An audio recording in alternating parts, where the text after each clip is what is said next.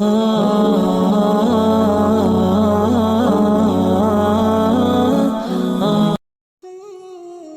خود کی مرضی سے چلا گیا ہے آپ اسے اپنی مرضی سے کبھی نہیں روک سکتے، کیونکہ وہ نہیں رکتا۔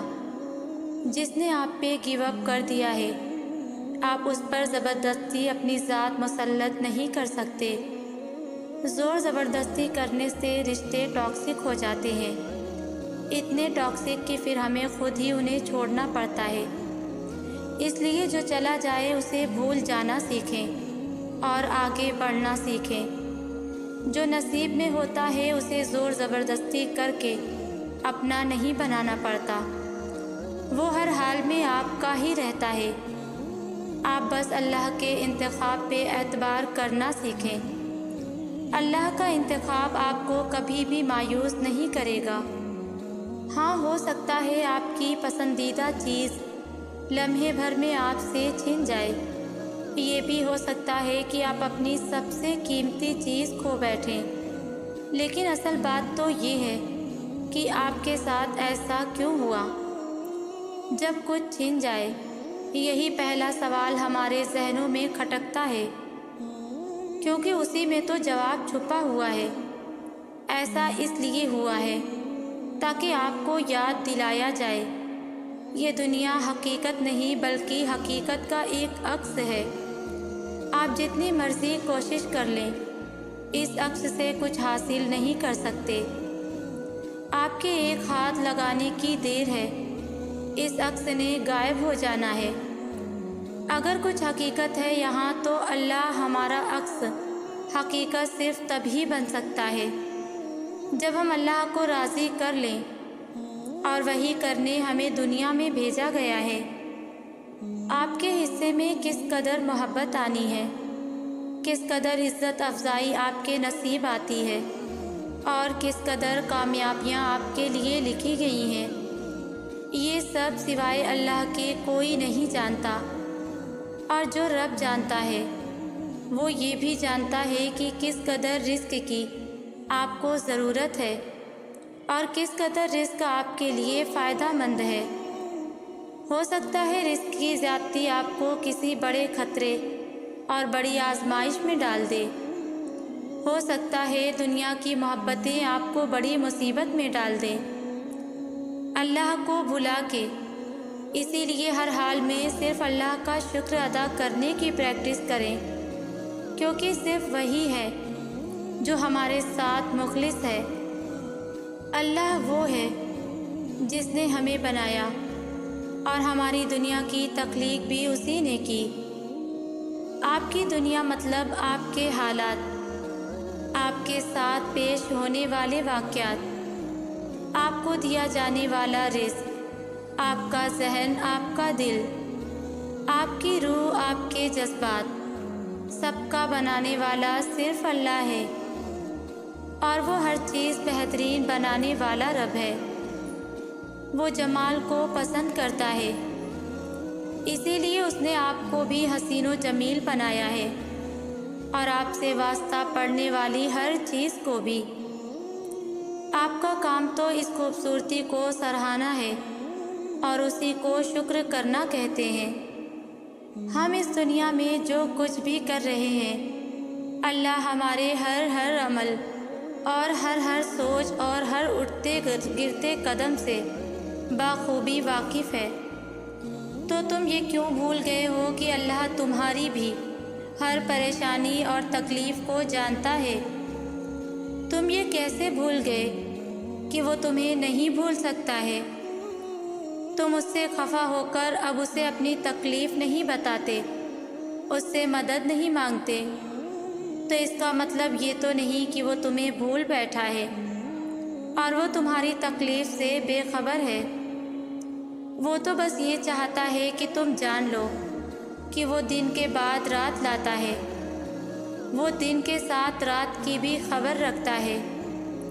تو کیسے ممکن ہے تکلیف میں تمہاری خبر نہ رکھے؟ کیا پتہ یہ تکالیف بار بار اسی لیے آ رہی ہو کہ تم پر حق ظاہر ہو جائے کہ اللہ کے سوا انہیں واقعی کوئی نہیں سلجھا سکتا۔ کیا پتہ تم پر ظاہر ہو جائے کہ واقعی تکلیف گزر بھی جائے اور تمہیں پتہ بھی نہ چلے، سب چپکے سے ہو جائے۔ کیا واقعی سب خود ہی ہو جائے گا یا کیا جائے گا؟ یہ بات تو کنفرم ہے کہ ہوگا، یقین تو کرو۔ اگر آپ اس خوف سے کسی بری چیز کو نہیں چھوڑ پا رہے ہیں کہ آپ اس کے بغیر خوش نہیں رہ پائیں گے، تو یہ یاد رکھیں کہ جس خالق کے اختیار میں آپ کی خوشی ہے، وہ اس پر بھی قدرت رکھتا ہے کہ وہ اس چیز کے بدلے میں جو آپ نے چھوڑ دی ہے، آپ کو اس سے بھی بہتر چیز عطا کر دے، جو آپ کو نہ صرف اس دنیا میں خوش رکھے گی بلکہ آخرت میں بھی آپ کے لیے خوشی کا باعث بنے گی۔ جس خوشی کی آپ کو تلاش ہے، وہ خوشی آپ کو اپنے رب کی رضا میں راضی رہنے سے ملے گی۔ دلوں کا ٹوٹنا کبھی بھی بے مقصد نہیں ہوتا۔ جس طرح اس دنیا میں ہر کام کا کوئی نہ کوئی مقصد ضرور ہوتا ہے، جس طرح قدرت کے کارخانے میں کوئی چیز بھی بیکار نہیں ہے، اسی طرح تمہارا ٹوٹا دل بھی بے مقصد نہیں ہے۔ یہ بتا رہا ہے کہ تمہیں اللہ کے پاس جانا ہے، تمہیں اسے واپس جڑوا کے آنا ہے، کیونکہ دل کا سکون صرف اللہ کی یاد اور ذکر سے جڑا ہے۔ زندگی نام ہے تبدیلی کا، ہر آن بدلتے لمحات کا، تیزی سے وقت کے گزر جانے کا، خوشیوں کا غموں میں اور غموں کا خوشیوں میں بدل جانے کا۔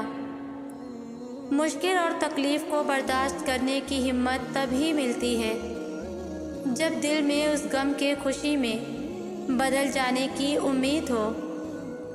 اللہ تعالیٰ بھی ہمیں پیاری سی تسلی دے رہے ہیں کہ اس وقت آپ جس بھی مشکل میں پھنسے ہوئے ہیں، آپ کو اپنے رب پر بھروسہ کرنا ہے۔ یہ بھروسہ ہی آپ کے دل کو سکون سے بھرے گا، اور پھر بات یہیں تک ختم نہیں ہو جائے گی۔ آپ کے لیے بہترین پلان بنایا گیا ہے۔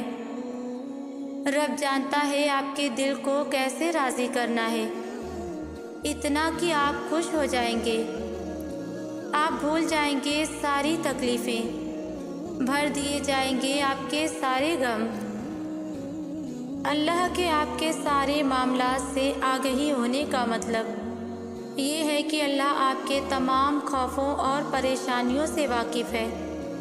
وہ خوف جنہیں آپ دل ہی دل میں دبائے بیٹھے ہیں، وہ ساری انسیکیورٹیز جو آپ کو تنگ کر رہی ہیں، اور پتہ ہے اللہ کے آپ کے معاملات سے واقف ہونے کا مطلب یہ نہیں ہے کہ بس وہ جانتا ہے، بلکہ اس کا مطلب یہ ہے کہ وہ ان سارے معاملات کو اسٹیپ بائی اسٹیپ ترتیب سے چلا بھی رہا ہے۔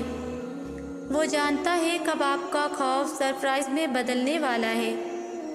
وہ آپ کو یہ بات صرف اسی لیے بتا رہا ہے تاکہ آپ اطمینان میں آ جائیں کہ آپ کی زندگی بے ترتیب اور بے ڈھنگی نہیں ہے، بلکہ یہ درمیان کی رکاوٹیں ایک بہت کامیاب پلان کا حصہ ہیں۔ وہ پلان جو اس پرفیکٹ اللہ نے آپ کے لیے بنا کر آپ کو دنیا میں بھیجا ہے۔ اللہ کی مدد تب آتی ہے جب مایوس کن حالات میں بھی تم دل پر دماغی وسوسے حاوی نہیں ہونے دیتے، اور تمام دروازے بند نظر آنے کے باوجود بھی پورے یقین سے اللہ سے رجوع کرتے ہو، تب وہ تمہارے لیے ایسے ذریعوں سے مدد بھیجتا ہے جن کے بارے میں تمہاری عقل گمان بھی نہ کر سکتی ہو۔ پھر بگڑتے کام سنورتے ہیں اور دعائیں سن لی جاتی ہیں۔ تمہارا پختہ یقین اللہ سے اپنی بات منوا لیتا ہے۔ جب اللہ کو اپنے کسی بندے کا مانگنا پسند آ جاتا ہے تو وہ ہر روز اسے اپنے در پر بلاتا ہے۔ اس کا رونا سن کر بھی وہ مسکراتا ہے، کیونکہ وہ جانتا ہے کہ تم اس پر یقین رکھتے ہو، اس کی محبت پر بہت مان ہے تمہیں۔ اسی لیے تو اس کے حضور دامن پھیلا کر روتے ہو اور جانتے ہو تب اللہ تمہاری دعائیں سننے کے باوجود عطا کرنے میں دیری کیوں کرتا ہے؟ کیونکہ وہ چاہتا ہے کہ تمہیں کچھ دیر اور خود کو مناتا ہوا دیکھ سکے۔ قبولیت کی تو وہ پہلے ہی ٹھان چکا ہوتا ہے، بس تمہیں سننے کے لیے وقت بڑھا دیتا ہے، تو پھر اسے مناتے رہو۔ کیا پتہ تمہارا منانا ہی اسے پسند آ جائے اور وہ تمہیں تمہاری چاہ سے نواز دے۔ تم نہیں جانتے کہ اللہ نے تمہارے لیے کیا کچھ سوچ رکھا ہے۔ تم نہیں جانتے کہ اللہ نے تم تک تمہاری چاہت پہنچانے کے کتنے انتظامات کر رکھے ہیں۔ تم نہیں جانتے کہ اس دیری کے بعد تمہاری ہر اس دعا کی قبولیت ہے جو تم مانگا کرتے تھے۔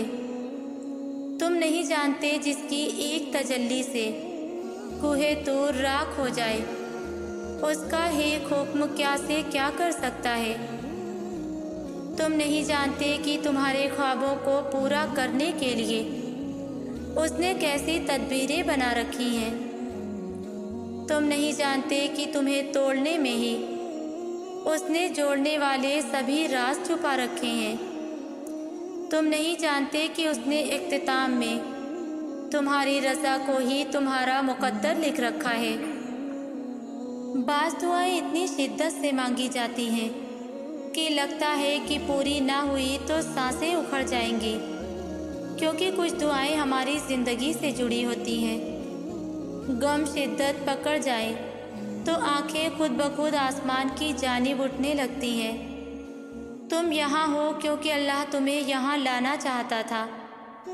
جو کھویا ہے تم نے وہ اللہ کی مصلحت کا حصہ تھا۔ تم اللہ سے اسے دوبارہ مانگ رہے ہو کیونکہ اللہ نے تمہیں دعا کا راستہ دکھایا ہے اور تمہارا دل دعا کی جانب موڑ دیا ہے۔ یہ سب اللہ کی مرضی سے ہوا ہے، تو پریشان کیوں ہو؟ ان دعاؤں کو معجزوں میں بدلنا اللہ کا کام ہے، تو تم صرف دعا کرو جو تمہارا کام ہے۔ اللہ کے کام کی فکر چھوڑ دو، کیونکہ وہ اپنے کام کو بخوبی انجام دینا جانتا ہے۔ تم کیا سمجھتے ہو کہ وہ تمہاری خواہش پہ کن نہیں فرما سکتا؟ وہ جو تمام خزانوں کا واحد مالک ہے، وہ جس نے بن مانگے سب کچھ تمہیں عطا کیا، کیا وہ تمہاری یہ خواہش پوری نہیں کر سکتا؟ سنو، یہ سارا امتحان صبر اور یقین کا ہے۔ صبر رکھو، وہ تمہاری ساری سستیوں اور دکھوں کا انعام تمہیں بہت جلد دے گا انشاءاللہ۔ میری آپ سب لوگوں کے لیے دل سے دعا ہے کہ اللہ پاک آپ سب کی تمام دعاؤں پر جلد از جلد اپنا کن فرما دے، آمین۔ اگر ویورز میری یہ ویڈیو آپ کو اچھی لگی ہو تو ویڈیو کو لائک، شیئر اور کامنٹس میں مجھے ضرور بتائیں۔ جزاک اللہ۔